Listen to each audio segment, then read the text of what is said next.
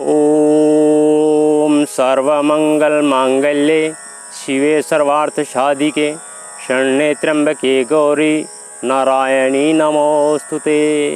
हरि ओम हरि ओम।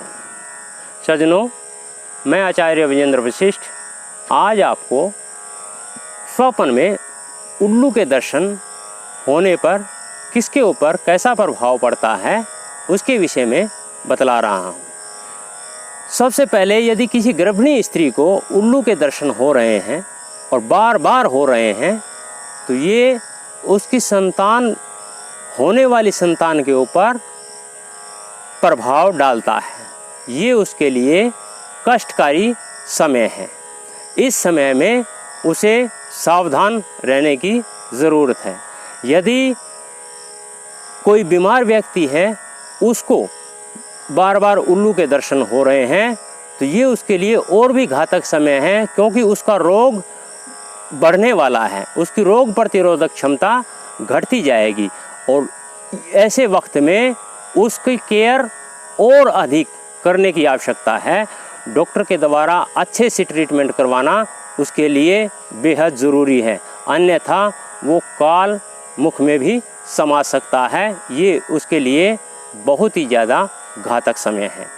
ऐसे ही यदि कोई व्यक्ति स्वस्थ है और उसको बार बार उल्लू के दर्शन हो रहे हैं स्वप्न में और आकर के मुख के सामने से गुजर रहा है तो ये समझो कि उसकी आंखों पे पट्टी बंध रही है।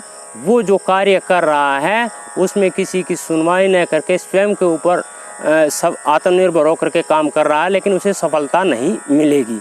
ऐसे ही यदि कोई व्यक्ति किसी भी कार्य को कर रहा है और उसको भी बार बार उल्लू के दर्शन हो रहे हैं तो उसके अंदर उसको ये समझना चाहिए कि ये मेरे लिए समय बहुत अनुकूल नहीं है, अतः वो किसी का सहारा लेकर के उस काम को करेगा तो उसके लिए फ़ायदेमंद होगा, अन्यथा वहाँ भी उसको नुकसान ही उठाना पड़ेगा।